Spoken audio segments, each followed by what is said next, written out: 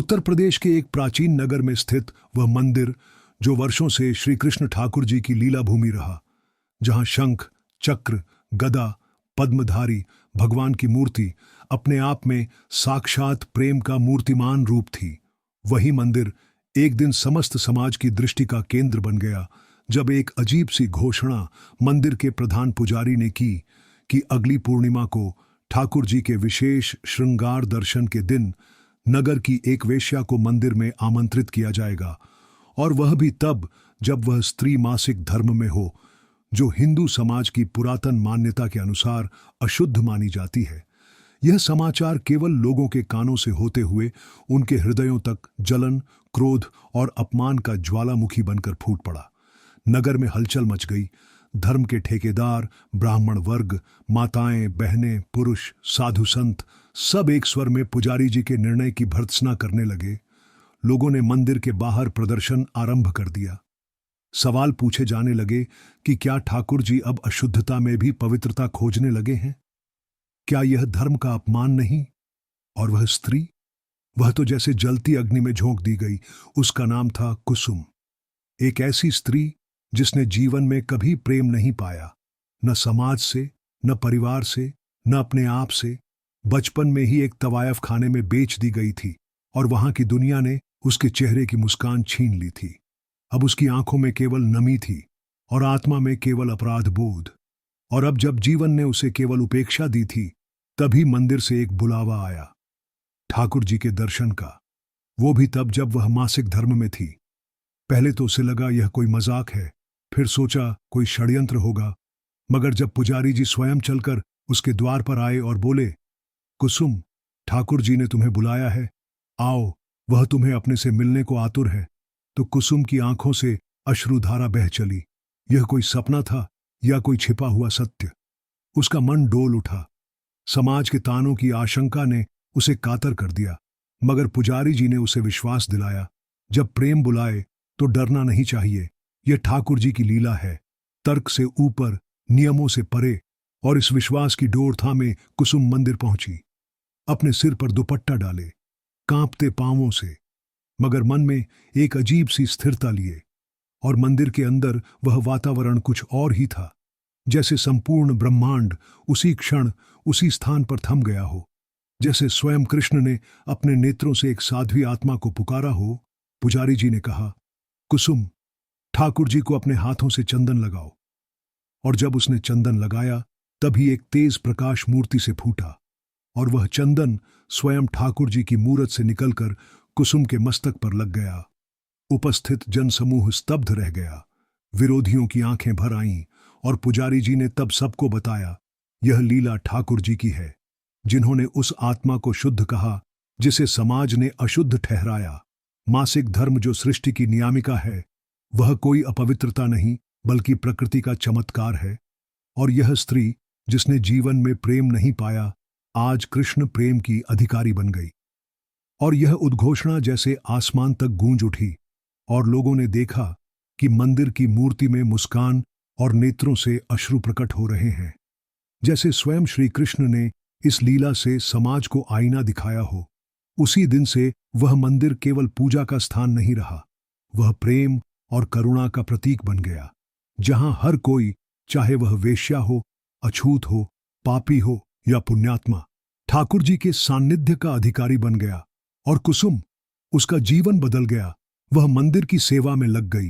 लोग अब उसे वेश्या नहीं, कृष्ण प्रिया कहकर पुकारने लगे। और उसके चरित्र से एक नई परंपरा आरंभ हुई कि ईश्वर प्रेम में भेद नहीं करते।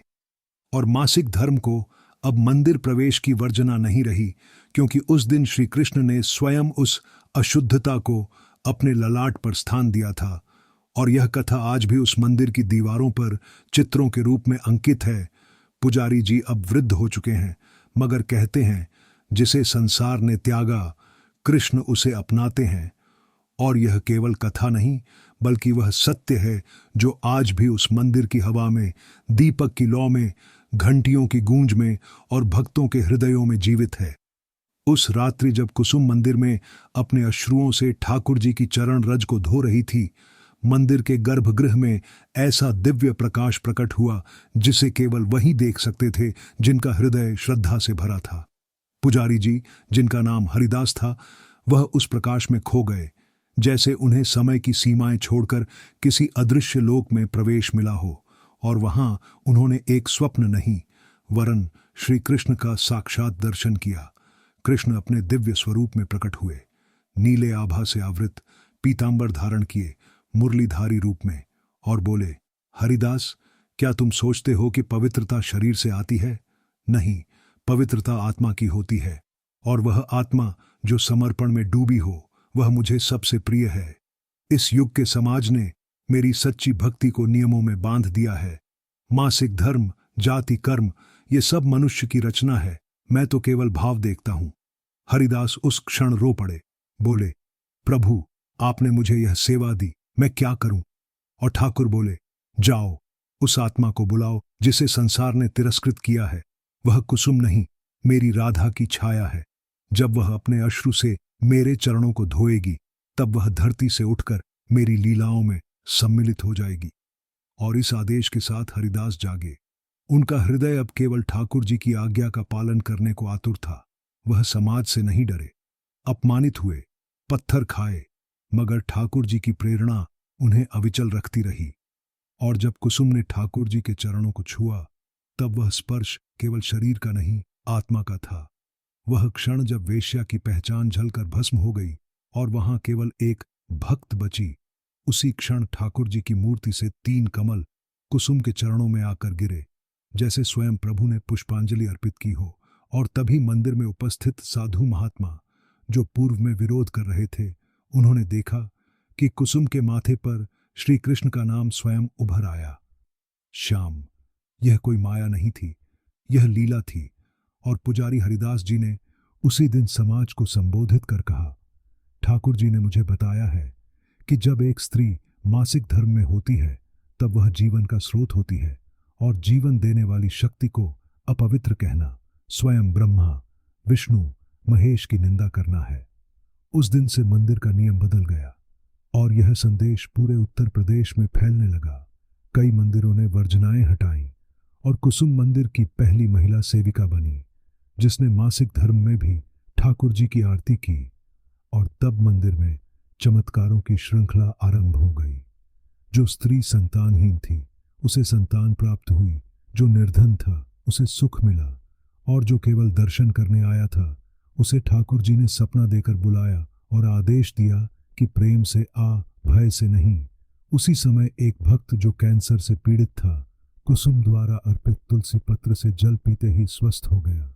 ठाकुर जी की मूर्ति में कुसुम की आरती के समय हल्की मुस्कान प्रकट होती थी और कई बार मंदिर में घुंघरुओं की ध्वनि गूंजती, जबकि कोई नृत्य नहीं कर रहा होता। तब पुजारी हरिदास ने समझाया कि यह रासलीला का निमंत्रण है। ठाकुर जी अब केवल पूजा नहीं, प्रेम की आराधना चाहते हैं, और वह प्रेम किसी रूप, किसी अवस्था, किसी सामाजिक परिभाषा से बंधा नहीं होता। धीरे धीरे वह मंदिर कुसुम रास पीठ के नाम से प्रसिद्ध हुआ, और कुसुम अब मंदिर में बालिकाओं को भक्ति सिखाती, उन्हें प्रेम की शक्ति का ज्ञान देती और बार बार कहती, जो मुझे अपवित्र समझते थे, उन्हें कृष्ण ने मेरी आत्मा का दिव्य रूप दिखाया। मैं अब वेश्या नहीं, कृष्ण दासी हूं। यह शब्द सुनकर कई स्त्रियों ने अपने भीतर छुपी ग्लानि, लज्जा और हीनता को त्याग दिया और ठाकुर जी की भक्ति में समर्पित हो गईं।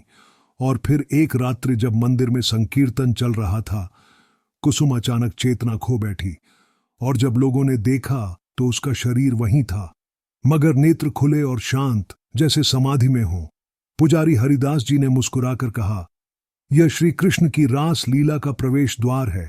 ठाकुर जी ने अपनी दासी को अपनी लीला में बुला लिया, और उस दिन से वह कुसुम केवल मंदिर की कथा नहीं रही, बल्कि एक ऐसा अध्याय बन गई जिसे श्रद्धा से गाया जाने लगा। कुसुम रास की वह ज्योत जो समाज में प्रेम का दीप जलाने आई थी, और यह सब एक मासिक धर्म वाली वेश्या की भक्ति से आरंभ हुआ, जिसने ठाकुर जी के चरणों में पावनता की परिभाषा ही बदल दी। उस दिन के बाद से जब कुसुम श्री कृष्ण के रास में लीन होकर समाधि में विलीन हुई, मंदिर का प्रत्येक कण जैसे आत्मा से साक्षात्कार कर चुका था। वह मंदिर अब केवल पत्थरों की रचना नहीं रहा, बल्कि जीवित धड़कनों का स्थल बन गया, जहां भक्त न केवल दर्शन के लिए आते, बल्कि अपनी आत्मा की खोज में ठाकुर जी से मिलने आते। और यही वह समय था जब मंदिर की दीवारों से लेकर दीपों की लौ तक में प्रेम की ध्वनि प्रतिध्वनित होने लगी। कुसुम के समर्पण ने जैसे एक नए युग का आरंभ कर दिया।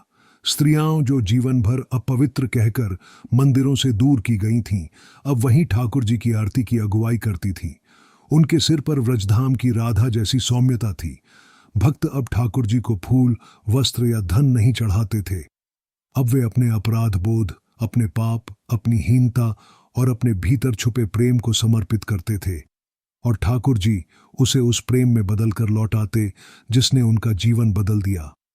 एक बार एक वृद्ध ब्राह्मण जो कुसुम के खिलाफ सबसे मुखर था, वह रात में स्वप्न में ठाकुर जी के दर्शन को प्राप्त हुआ।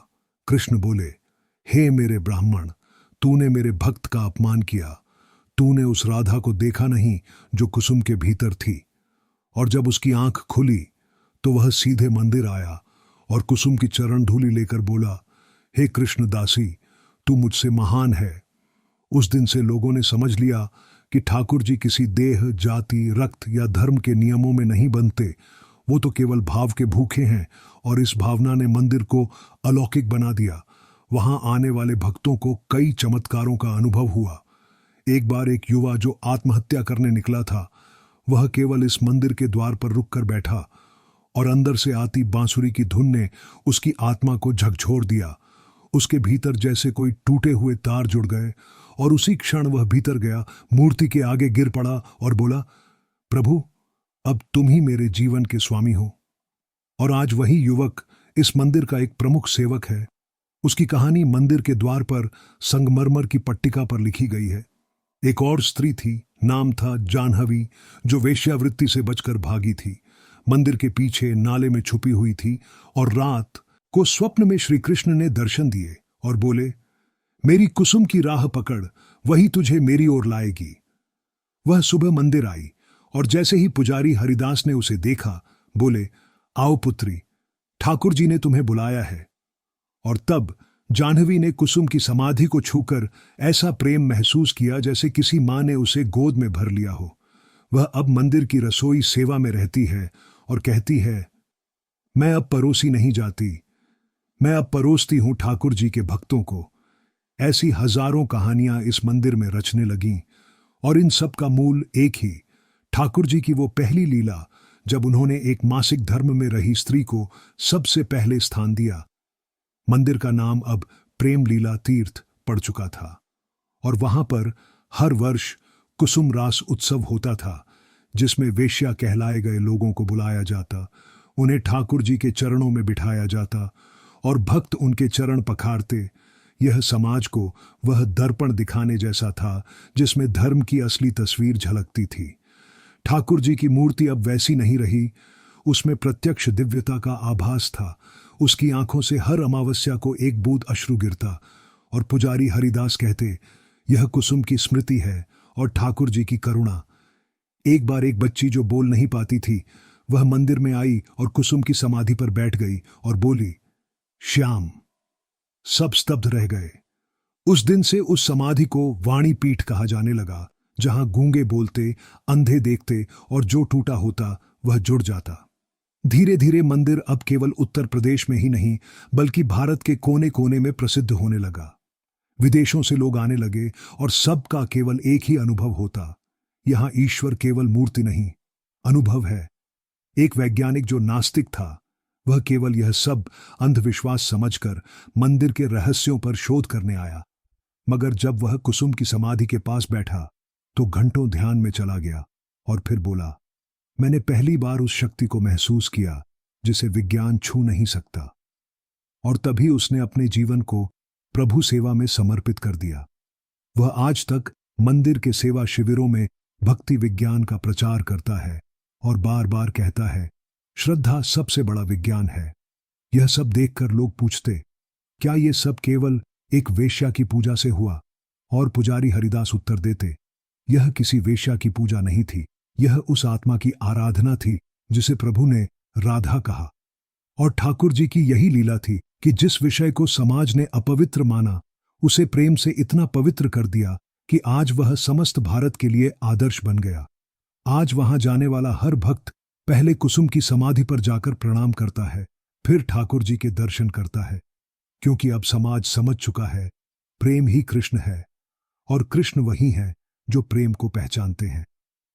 जब वर्षों बीत गए और कुसुम की समाधि प्रेम का तीर्थ बन चुकी थी, तब एक दिन राधा अष्टमी के पर्व पर मंदिर में चमत्कारिक घटना घटित हुई। वह समाधि स्वयं स्वर्णमयी हो उठी और उस पर व्रजभाषा में श्री राधे नाम उभर आया, जिसे देखने हजारों भक्त उमड़ पड़े। सबने यह अनुभव किया कि कुसुम अब मात्र एक नाम नहीं रही, वह स्वयं ठाकुर जी की कृपा से प्रेम की शक्ति का प्रतीक बन गई। और उसी दिन पुजारी हरिदास जी ने अपने अंतिम प्रवचन में कहा, हे भक्तों, मैंने अपने नेत्रों से वह लीला देखी है जहां श्री कृष्ण ने एक समाज द्वारा बहिष्कृत आत्मा को दिव्यता प्रदान की। तुम सब जिसे वेश्या कहते रहे, ठाकुर जी ने उसे राधा का स्वरूप बताया। उसी दिन से मंदिर के कपाट खोलते समय जय श्री कृष्ण के साथ जय श्री कुसुम राधे का उद्घोष किया जाने लगा। और इस उद्घोष से मंदिर में जो ऊर्जा फैलती, उससे हर भक्त की आंखें नम हो जाती और इस भक्ति की लहर धीरे धीरे वृंदावन, बरसाना, द्वारका, उज्जैन, पुरी और यहां तक कि दक्षिण भारत के मंदिरों तक जा पहुंची, जहां महिलाएं अब हर अवस्था में ठाकुर सेवा करने लगीं। और पुजारी वर्ग ने स्वीकार किया कि शरीर की अवस्था पवित्रता का मापदंड नहीं, अपितु भावनाओं की निर्मलता ही वास्तविक तपस्या है। उस मंदिर से प्रेरित होकर एक सन्यासी भाव प्रियानंद नाम से पूरे देश में भ्रमण करने लगे और उन्होंने कुसुम रास कथा को गांव-गांव में सुनाया। वे कहते, जिस दिन स्त्री को देवी मानोगे, उसके रज को अपवित्र नहीं, रचना शक्ति समझोगे, उस दिन श्री कृष्ण स्वयं तुम्हारे हृदय में वास करेंगे। और यह वाणी सुन लाखों युवतियां मंदिरों की सेवा में आने लगीं। उन्होंने अपने जीवन की पीड़ा को ठाकुर सेवा में बदल दिया और समाज में ऐसा परिवर्तन आया जैसा महाभारत के बाद गीता ने किया था। इस बीच मंदिर में एक नई मूर्ति स्थापित की गई, जिसमें श्री कृष्ण और राधा रानी के साथ कुसुम खड़ी थीं, चरणों में नतमस्तक, और श्री कृष्ण का हाथ आशीर्वाद में उसके सिर पर था। उस मूर्ति के सामने खड़े होकर लोगों को वह समय याद आता जब समाज ने एक मासिक धर्म की अवस्था में स्त्री को मंदिर से बाहर रखने का षड्यंत्र रचा था, और प्रभु ने उसी क्षण उस स्त्री को अपने हृदय में स्थान दिया। यह प्रतिमा प्रतीक बनी प्रेम की, करुणा की और सामाजिक क्रांति की।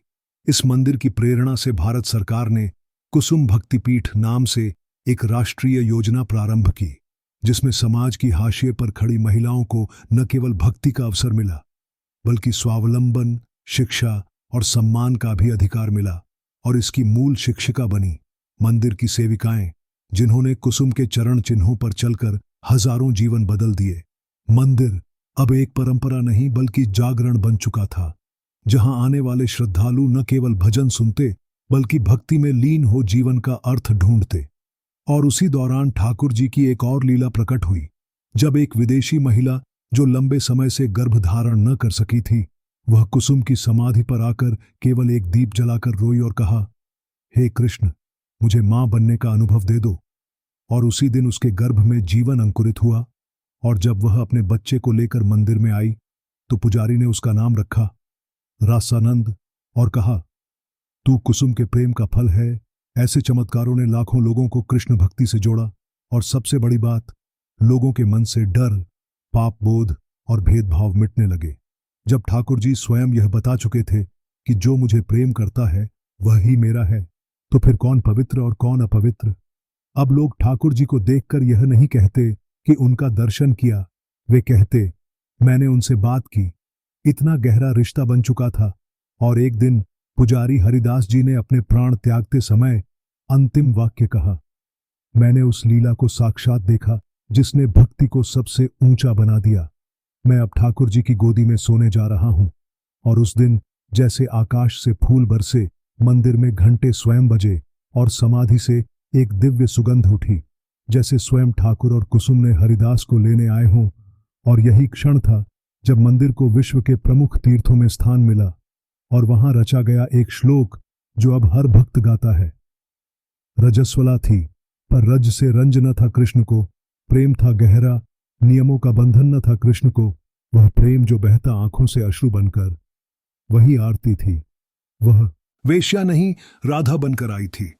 और इस श्लोक को सुनकर जब कोई भक्त मंदिर में प्रवेश करता है, उसकी आत्मा रोती है और वह जान लेता है कि ठाकुर जी केवल प्रेम के भूखे हैं, और वही प्रेम जो कुसुम ने अपने अश्रुओं से चढ़ाया, वह आज भी उस मंदिर की दीवारों से लेकर तुलसी के पत्तों में, दीपों की लौ में और भक्तों की धड़कनों में जीवित है।